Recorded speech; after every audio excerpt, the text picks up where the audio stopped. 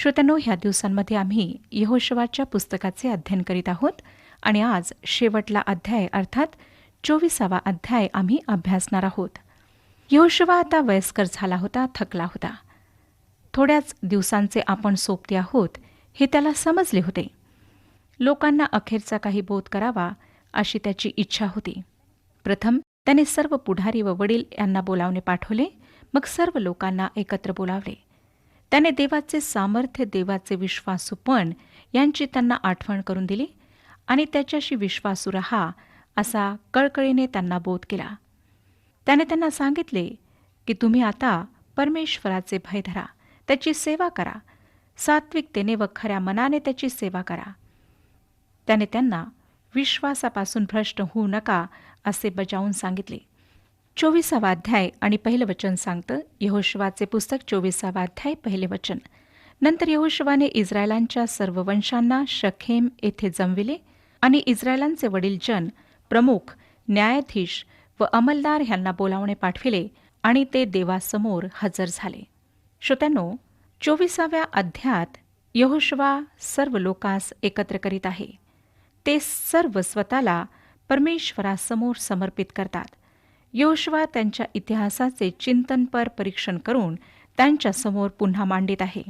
परमेश्वराने किती उदारपणे त्यांच्याशी व्यवहार केला हे तो त्यांना स्पष्ट करीत आहे.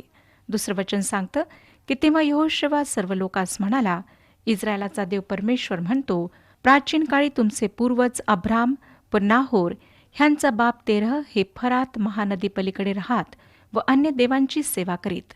ह्यावरून आमच्यासमोर अशा काही गोष्टी प्रकट होत आहेत ज्याबद्दल आम्हाला जरी संशय होता तरी पण आम्हाला त्या माहीत नव्हत्या. जेव्हा परमेश्वराने अब्रामाला ऊरमधून बोलावले तेव्हा त्याने त्याला मूर्तीपूजेचे माहेर घर असलेल्या स्थानामधून बाहेर काढले. तेरह जो त्याचा पिता होता तो दुसऱ्या देवतांना मानणारा होता. आता हे सर्व काही पाहिल्यानंतर श्रोत्यांनो, एक प्रश्न उद्भवतो, तो म्हणजे परमेश्वराने त्याच्यापासून राष्ट्र निर्माण करण्याकरिता फक्त त्याचीच निवड का केली? थोड्या वेळ ह्याची पार्श्वभूमी आपण पाहूया. बाबेलच्या बुरुजाच्या घटनेनंतर मानव पूर्णपणे परमेश्वरापासून दूर गेला होता. कोणीच परमेश्वराची सेवा करीत नव्हता. अब्रामाचा पिता तेरहने सुद्धा परमेश्वराची सेवा केली नाही. जेव्हा परमेश्वराने ह्या लोकांच्या भाषेमध्ये घोटाळा निर्माण केला त्यानंतर ते सर्व पृथ्वीच्या पाठीवर इकडे तिकडे पांगलेत आणि स्वतःसोबत जिवंत आणि खऱ्या देवाविषयीचे ज्ञान घेऊन गेलेत. ह्याच कारणामुळे आज जरी हे लोक खऱ्या देवाची उपासना करीत नाहीत तरी त्यांना अन्य देवतांची उपासना करणाऱ्या लोकांना खऱ्या देवाची माहिती अवश्य आहे. बाबेलच्या ह्या घटनेनंतर पूर्णपणे धर्मत्याग आम्हाला दिसून येतो. आता परमेश्वर जे काही करेल ते त्याच्या व्यक्तित्वाशी, त्याच्या स्वाभाविक गुणांशी, चरित्राशी सुसंगत आणि दृढ राहील का, हा प्रश्न आहे. त्याला पाहिजे असते तर त्याने मानवजातीला ह्या पृथ्वीवरून संपूर्णपणे नष्ट केले असते. त्याला पाहिजे असल्यास तो ह्या पृथ्वीला चंद्राप्रमाणे थंड, निर्जीव, उदास करू शकला असता. परंतु श्रोत्यांनो, त्याने तसे केले नाही. तो मानव प्राण्याला पुन्हा मिळवणार. तो पुन्हा एका व्यक्तीपासून त्याची सुरुवात करणार आणि तो मनुष्य अब्राम होता, ज्याच्या हृदयात जिवंत आणि खऱ्या देवाला जाणून घेण्याची अवश्य इच्छा होती. जेव्हा परमेश्वराने त्याला पाचारण केले तेव्हा परमेश्वराने त्याला सांगितले की ऊर प्रांत आणि आपल्या कुटुंबाच्या सर्व लोकांना सोड. आता आम्हाला माहीत आहे श्रोत्यांनो की परमेश्वराने असे का सांगितले. तेरह मूर्तीपूजक होता. परमेश्वराने अब्रामाला ह्या सर्व गोष्टींपासून दूर केले जेणेकरून त्याच्याद्वारे एका नवीन राष्ट्राची निर्मिती त्याने करावी आणि त्याच वंशातून मसीहा ह्या जगात यावा. आता परमेश्वराने मिस्र देशाच्या त्या विटा बनविण्याच्या जागी राष्ट्र निर्माण केले. आपणाला आठवत असेल की इस्रायली लोक मिस्र देशात गुलामीत होते आणि त्या ठिकाणी ते विटा बनवित असत. आणि जेव्हा परमेश्वर आमच्या जीवनात कार्य करू इच्छितो श्रोत्यानो, आमच्याद्वारे कार्य करून घेऊ इच्छितो, तेव्हा तो त्याच्या पूर्तीसाठी आम्हाला अग्नीतून घेऊन जातो. तो खूप लाड केलेल्या आणि काळजी घेऊन दुबळ्या व भेकड झालेल्या अशा मंडळांना किंवा लोकांना आपल्या कार्यासाठी उपयोगात आणत नाही. 24वा अध्याय 3 ते 7 वचने सांगतात, तुमचा मूळ पुरुष अब्राम ह्याला त्या नदीच्या पलीकडून मी आणले, कनान देशभर फिरविले, त्याचा वंश बहुगुणित केला व त्याला इसाक दिला. मग मी इसाकाला याकोब व एसाव दिले आणि एसावाला सेर डोंगर वतन करून दिला. याकोब आपल्या मुलाबाळांसह मिसर देशास गेला. नंतर मी मोशे व अहरोन ह्यांना पाठवून मिसर देशात जी कृत्ये केली त्या कृत्यांनी त्या देशाला पीडले. नंतर मी तुम्हाला बाहेर आणले. मी तुमच्या पूर्वजांना मिसर देशातून काढून आणले. मग तुम्ही समुद्रापर्यंत येऊन पोहोचला आणि मिस्री लोकांनी रथ व स्वार ह्यासह तांबड्या समुद्रापर्यंत तुमच्या पूर्वजांचा पाठलाग केला. त्यांनी परमेश्वराचा धावा केला. तेव्हा त्याने तुमच्या व मिस्रांच्या मध्ये अंधार पाडला आणि त्यांच्यावर समुद्र आणून त्यांना गडप केले. मिसर देशात मी जे काही केले ते तुम्ही आपल्या डोळ्यांनी पाहिले. नंतर तुम्ही पुष्कळ दिवस रानात राहिला. परमेश्वर निरंतर त्यांची काळजी घेत होता हे ह्या वचनांवरून आम्हाला स्पष्टपणे दिसते. अमोरी लोकांपासून त्याने त्यांना वाचवले. ह्या लोकांनी इस्रायलांशी युद्ध केले होते. बालामापासून ज्याने त्यांना शाप दिला होता त्याच्यापासून परमेश्वराने त्यांना वाचवले. परमेश्वराने त्यांना यार्देने पार पोहोचवले आणि त्यांची त्या सर्व लोकांपासून, त्यांच्या निंदेपासून आणि उपाहापासून सुटका केली. नंतर पुढे 8 ते 13 वचने आम्हाला सांगतात श्रोत्यानो, 24वा अध्याय 8 ते 13 वचने. मग मी तुम्हाला यार्देनेच्या पूर्वेस राहणाऱ्या अमोरी लोकांच्या देशात आणले. ते तुमच्याशी लढले. मी त्यांना तुमच्या हाती दिले व तुम्ही त्यांच्या देशाचा ताबा घेतला. तुमच्याकरिता मी त्यांचा संहार केला. नंतर मोवाबाचा राजा बालाक बिन सिप्पोर ह्याने इस्रायलाशी युद्ध केले. तुम्हाला शाप देण्यासाठी त्याने बौराचा मुलगा बलाम ह्याला बोलावून घेतले. पण मी बलामाचे ऐकावयाला तयार नव्हतो म्हणून त्याने तुम्हाला उलट आशीर्वाद दिला. अशा प्रकारे मी तुम्हाला त्याच्या हातातून सोडविले. तुम्ही यार्देन नदी उतरून यरीहोस आला तेव्हा यरीहोच्या नागरिकांनी आणि अमोरी, परिज्जी, कनानी, हित्ती, गिर्गाशी, हिव्वी व यबुसी ह्यांनी तुमच्याशी लढाई केली आणि मी त्यांना तुमच्या हाती दिले. मी तुमच्या आघाडीस गांधील माशा पाठविल्या व त्यांनी अमोऱ्यांचे 2 राजे तुमच्यापुढून हाकून दिले. मग जी जमीन तुम्ही कसले नाही ती मी तुम्हाला दिली. जी नगरे तुम्ही बांधली नाहीत त्यात तुम्ही राहत आहात आणि जे द्राक्षांचे मळे व जैतुनाचे बाग तुम्ही लाविले नाहीत त्यांचे उत्पन्न तुम्ही खात आहात. श्रोत्यानो, आता इस्रायली लोक ह्या वतनाच्या भूमीवर स्थायिक झाले आहेत, परंतु ह्या ठिकाणी तिथल्या संस्कृतीपासून ते सुटका प्राप्त करू शकले नाहीत. त्यामुळे ते मूर्तीपूजक लोकांनी घेरलेले होते. आता खऱ्या संकटात ते होते. हे ओळखून यहोशुवा त्यांना खऱ्या व जिवंत देवाला पुन्हा एकवार समर्पित होण्यासाठी पाचारण करीत आहे. पूर्णपणे त्याच्याकडे वळण्यास तो त्यांना उत्साहित करीत आहे. तो त्यांना काय म्हणतो पहा 14 आणि 15 वचनांमध्ये. तर आता परमेश्वराचे भय धरा, त्याची सेवा सात्विकतेने व खऱ्या मनाने करा आणि महानदी पलीकडे व मिसर देशात ज्या देवांची तुमच्या पूर्वजांनी सेवा केली ते टाकून देऊन परमेश्वराची सेवा करा. परमेश्वराची सेवा करणे हे तुम्हाला गैर दिसत असले तर तुम्ही कोणाची सेवा करणार हे आजच ठरवा. महानदी पलीकडे तुमच्या पूर्वजांनी ज्या देवांची सेवा केली त्यांची, किंवा तुम्ही राहत आहात त्या देशातल्या अमोऱ्यांच्या देवांची. मी आणि माझे घराणे तर परमेश्वराची सेवा करणार. जितकी अधिक माहिती यहोशुवाबद्दल मिळते तितका अधिक श्रोत्यानो तुम्हाला प्रिय वाटतो आहे. इतके वर्षे तो मोशेच्या छायेत उभा असल्यामुळे आम्हाला वाटतं की तो मोशेची एक लहान प्रतिकृती आहे. परंतु यहोशुवा एक फार उच्च नैतिक पातळी असलेला मनुष्य होता. त्याची निवड करण्यामध्ये परमेश्वराने कुठलीच चूक केली नव्हती. यहोशुवा जरी एक साधारण मनुष्य होता तरी हे पुस्तक प्रदर्शित करते की एक साधारण मनुष्य जेव्हा परमेश्वराप्रित्यर्थ समर्पित होतो तेव्हा परमेश्वर त्याचा फार मोठ्या प्रमाणात उपयोग करून घेतो. तो त्या राष्ट्राला म्हणतो की तुम्ही पुन्हा तुमच्या पूर्वजांनी ज्या देवतांची पूजा केली त्यांच्याकडे वापस जाऊ इच्छिता का? अथवा तुम्ही अमोऱ्यांच्या देवतांची उपासना करू इच्छिता का? तुम्ही निर्णय घ्या. परंतु मी आणि माझे घराणे तर परमेश्वराची सेवा करणार. श्रोत्यानो, इस्रायलाच्या सर्व वंशांकरिता परमेश्वरासोबत जो करार होता त्यावर पुन्हा विचार करून तो मान्य करण्यासाठी हे एक फार चांगले आव्हान होते. आता लोकांच्या प्रत्युत्तराकडे लक्ष द्या. 16 आणि 17 वचने पहा काय सांगतात. तेव्हा लोकांनी उत्तर दिले, परमेश्वराचा त्याग करून अन्य देवांची सेवा करणे आमच्या हातून कदापि न घडो. कारण आमचा देव परमेश्वर ह्यानेच आम्हाला व आमच्या पूर्वजांना मिसर देशातून दास्यगृहातून काढून आणले. त्यानेच आमच्या नजरेसमोर मोठमोठे चमत्कार केले आणि ज्या वाटेने आम्ही प्रवास केला आणि ज्या राष्ट्रांमधून आम्ही गेलो तेथे तेथे त्याने आमचे संरक्षण केले. आपण कदाचित म्हणाल श्रोत्यानो की परमेश्वराने ज्या अद्भुत रीतीने इस्रायलांच्या जीवनात कार्य केले त्यामुळे ते त्याच्या निकट राहिले आणि त्यांनी त्याची सेवा केली. 3580 वर्षांपेक्षा अधिक वर्षांपूर्वी होऊन गेलेल्या घटनांवर दृष्टी करून इस्रायलांवर दोष लावणे सोपे आहे. किती भयंकर अपयश त्यांना मिळाले. परंतु आज आमच्या बाबतीत काय? आम्ही जिवंत परमेश्वराच्या किती निकट आहोत? आम्ही हे प्रश्न स्वतःला विचारूया. आम्ही दुसऱ्यांकडे बोट दाखवण्याऐवजी स्वतःचे परीक्षण करूया. 20 वचन सांगतं, तुम्ही परमेश्वराचा त्याग करून परक्या देवांची सेवा कराल तर जरी त्याने तुमचे कल्याण केले असले तरी तो उलटून तुमचे अनिष्ट करेल आणि तुमचा संहार करेल. परमेश्वर आमच्याशी इतका चांगला आहे की कधीकधी आम्ही त्याने जे आशीर्वाद आम्हाला दिले आहेत त्यांच्याबद्दल आभार प्रकट न करता आळस आणि औदासिन्य प्रदर्शित करतो. बरेचसे लोक असे समजतात की जे त्यांच्या मनातील त्याप्रमाणे ते वागू शकतात, करू शकतात. श्रोत्यानो, हे खरं आहे की परमेश्वर दयाळू आहे, कृपाळू आहे, प्रेमळ आहे, सहनशील आहे. परंतु लक्षात ठेवा की तो न्यायप्रिय सुद्धा आहे.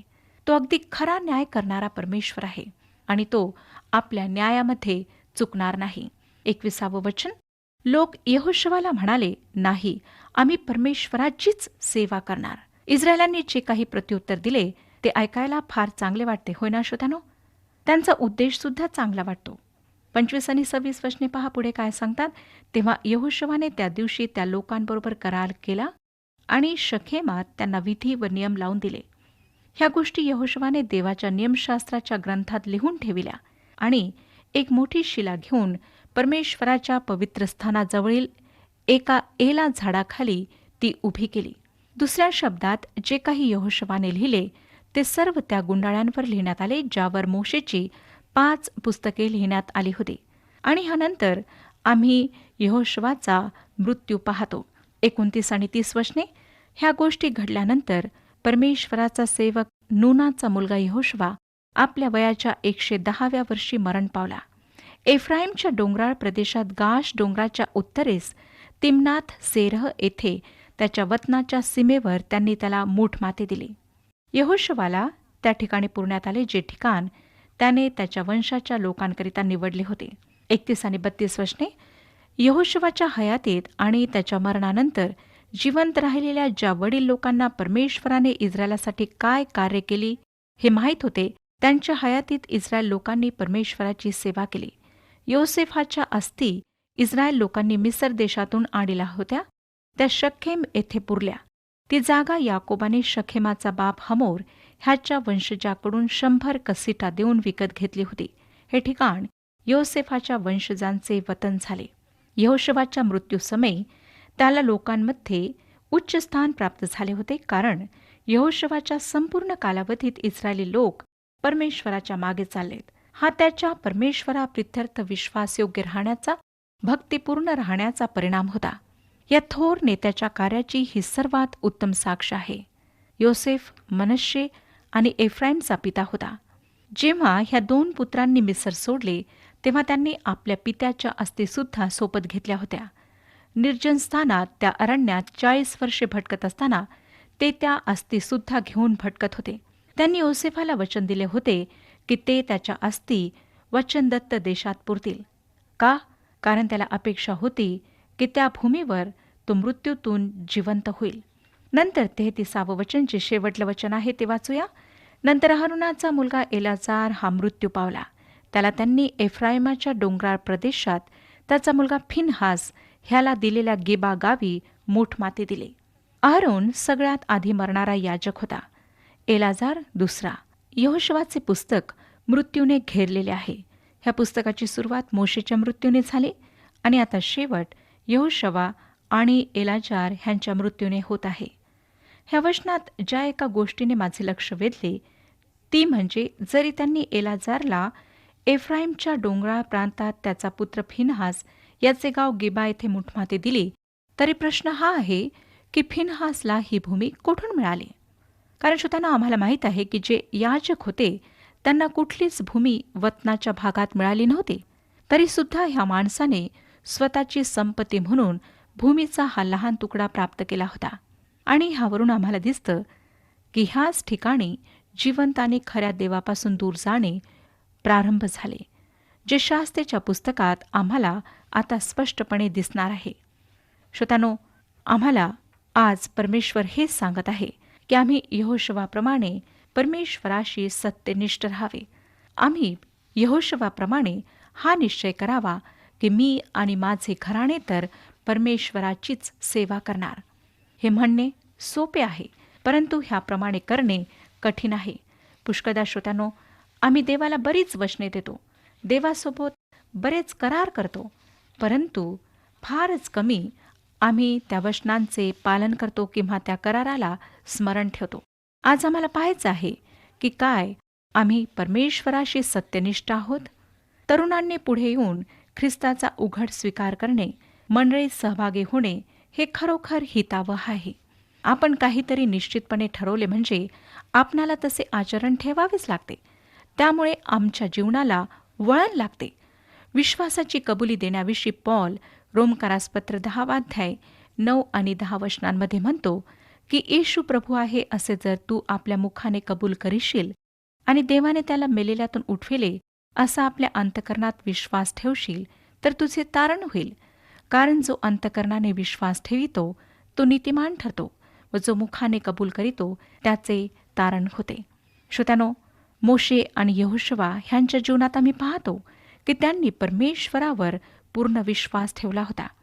त्यांचे जीवन परमेश्वराकरिता पूर्णपणे समर्पित जीवन होते. आज आमचे सुद्धा जीवन ख्रिस्ताकरिता समर्पित असे जीवन असायला हवे. आम्ही अंतकरणाने त्याच्यावर विश्वास ठेवायला हवा.